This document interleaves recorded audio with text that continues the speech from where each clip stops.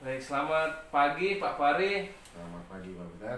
Ya, terima kasih ya Pak Fahri sudah memenuhi undangan saya terkait dengan kegiatan saya di kegiatan guru penggerak yang mengobservasi ya. Tapi sekarang ini kita sedang dalam posisi pra-observasi dengan rekan sejawat ya terkait dengan kegiatan penggerak guru penggerak ya, khususnya kegiatan coaching ya Pak Fahri ya. Baik, Pak Fahri boleh dijelaskan Pak Fahri, kira-kira dalam kegiatan pembelajaran ya, KBM Pak Fahri di kelas itu pernah menghadapi sebuah masalah apa Pak Fahri? Kalau tantangan yang saya hadapi selama KBM itu adalah masalah waktu. Karena waktu kita ini ya tidak sesuai dengan apa yang kita harapkan kan. Di RPP kita maunya seperti apa, tapi di lapangan ternyata tidak bisa seperti itu. Karena banyak faktor X yang bisa kita alami. Jadi masalah waktu ya, Ya, kurang banyak ya atau kebanyakan ya? lebih tepatnya sih mungkin kurang ya. Kurang ya, Hmm. kurang banyak ya. Hmm.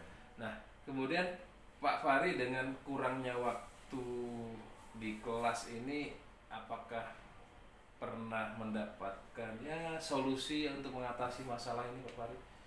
Kalau saya solusinya dengan cara kan sekarang kita udah belajar ini ya apa namanya STAR ya, prinsip STAR ya. Jadi kita coba diskusi menggunakan media yang ada gitu. Seperti kayak kita gunakan eh, apa media-media kayak misalnya eh, Google Classroom atau Google GCR banyak lah.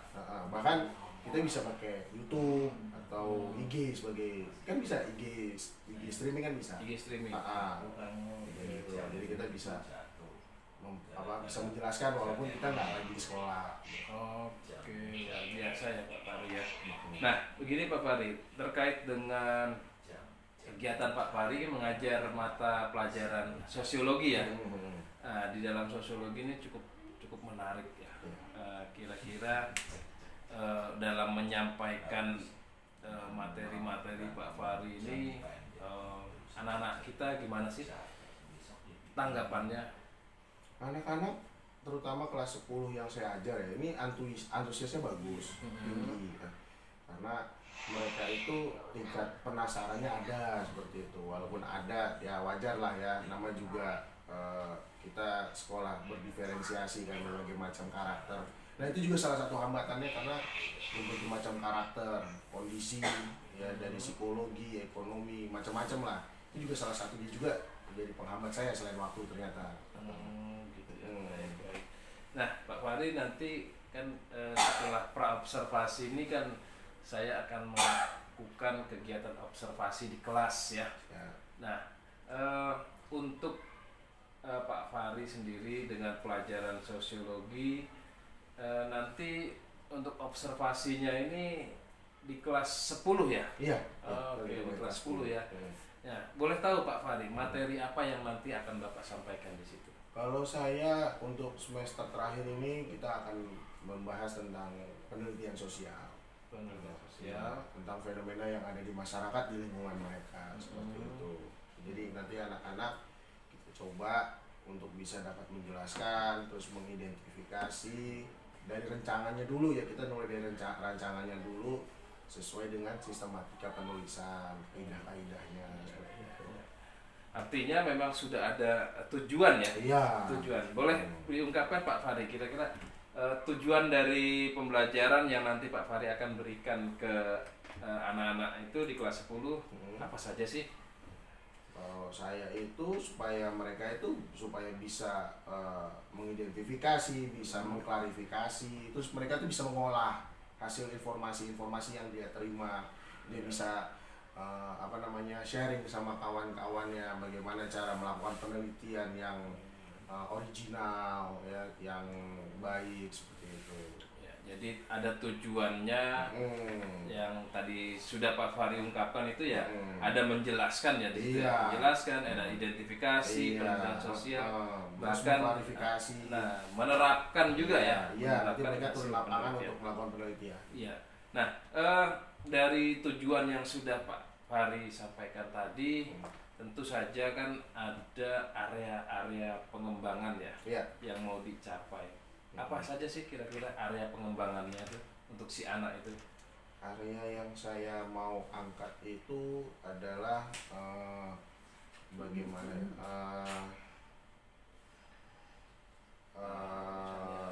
Maksudnya bisa mengolah iya, informasi gitu ya. Maksudnya saya tuh pengen prioritas saya tuh supaya anak-anak itu bisa mengidentifikasi dan menganalisa masalah mereka. Jadi mereka itu bisa membuat sesuatu yang relevan, enggak cuman asal copy paste pindahin enggak, tapi mereka benar-benar buat murni dari tangan mereka, dari kelompok mereka sampai menjadi bentuk sebuah penelitian. Itu outputnya yang saya pengen sih. Pengembang. Itu ya. Cara pengembangannya mungkin kalau saya menggunakan konsep PBL, problem based learning. Ya. Karena setelah ini baru kita masuk ke PJBL karena masih proses teori. Iya. Nanti kalau dalam praktek kita masuknya ke PJBL. Gitu. Oke. Nah, nanti kalau Pak Fahri sudah di kelas, tentu saja selain tadi tujuan pembelajarannya juga pasti disampaikan ya. Siswa, area pengembangannya juga jelas. Nah, kira-kira strategi nih dari Pak Fahri yang sudah dipersiapkan nanti seperti apa Pak Fahri? Kalau saya sih berusaha ya supaya anak-anak itu mau ke saya dulu perhatian. Soalnya keywordnya itu kalau anak-anak perhatian mungkin pelajarannya lebih enak gitu. Terus habis itu kita buat anak-anak supaya lebih kooperatif, lebih lebih terbuka, open minded gitu kan, mau menerima pandangan-pandangan gitu. Karena nggak semua orang bisa, karena kelas kita kan kelas diferensiasi. Iya. Dengan berbagai macam problema gitu. Betul. Iya. Terus kita kalau bisa menggunakan teknologi yang sederhana mungkin, tapi bisa mereka akses gitu. Jangan yang susah-susah. Iya.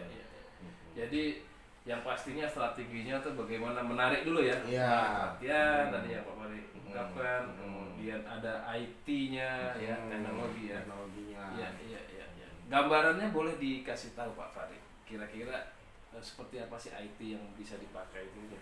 Kalau standar sekarang ya, Canva itu sekarang semua udah bisa gunakan kan. Jadi Canva bisa digunakan tanpa harus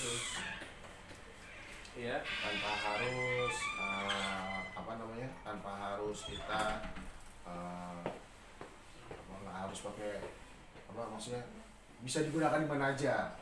Bisa di rumah, di mana gitu, dan bisa dikerjakan kapan aja kalau pakai Canva. Terus atau mungkin hasil penelitian ini karena kita sekarang kan udah sistemnya paperless ya. Paperless. Nah, karena kita menggunakan paperless berarti untuk mengurangi kertas ya kita gunakan Google Drive untuk memasukkan hasil-hasil tulisan mereka. Nanti dari hasil-hasil tulisan mereka kita pilah-pilah, nanti yang kita anggap valid, bagus, ini bisa kita angkat jadi buat yang lain. Oke, luar biasa Pak Fahri. Nah, pertanyaan saya Pak Fahri yang mungkin terakhir ya, kapan pelaksanaannya akan dilakukan ini Pak Fahri?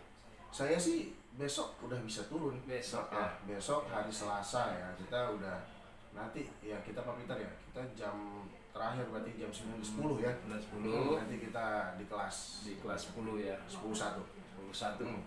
Nanti kita coba di sana. Jadi besok saya mohon izin bergabung dengan Pak Fahri untuk melaksanakan lanjutannya dari kegiatan hari ini praobservasi. Besok kita ketemu di kelas untuk kegiatan observasinya. Seperti itu ya Pak Fahri ya. Baik.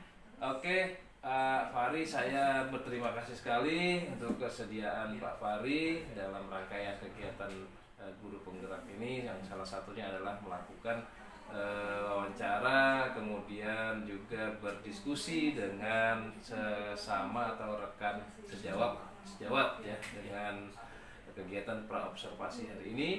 Dan besok kita akan ketemu di kelas 11 ya Pak. Ya. 11 untuk kegiatan observasinya. Boleh. Baik, terima kasih Pak Fahri Ya. atas kerjasamanya untuk hari ini. Terima kasih, selamat siang. Ya.